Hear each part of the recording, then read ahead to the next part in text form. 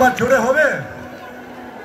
गणेश जी महाराज की गणपति बाप्पा मंगल मूर्ति। Thank you so much, thank you so much. এত ভিড় ছিল, মানে সত্যি লাভলি অডিয়েন্স। আজকে অডিয়েন্সটা যুব সংঘ আমাদেরকে দিয়েছে। আর আজকে আমি অনেক দিন পর, মানে বছর পর আমার ব্যান্ডের সাথে গাইছি, ন্যাশনাল রিদম ব্যান্ড। একটু জোরে তালি হোক সবাই মিলে। হ্যাঁ, তো আজকে আমরা যার ডাকে, যার নিমন্ত্রণে এসেছি, ওনার কথা না বলে নাই হয়। আমাদের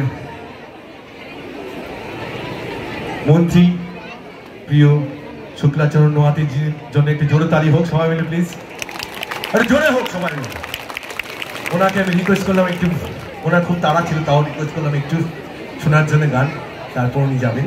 তো আপনাদের জন্য উনি এত সুন্দর একটা আয়োজন করে দিয়েছেন ক্লাবটা। এই ক্লাবের যারা দুজন নাম, সেই নামটা হচ্ছে প্রেসিডেন্ট তাপস দত্তর জন্য একটা জোরে তালি হোক।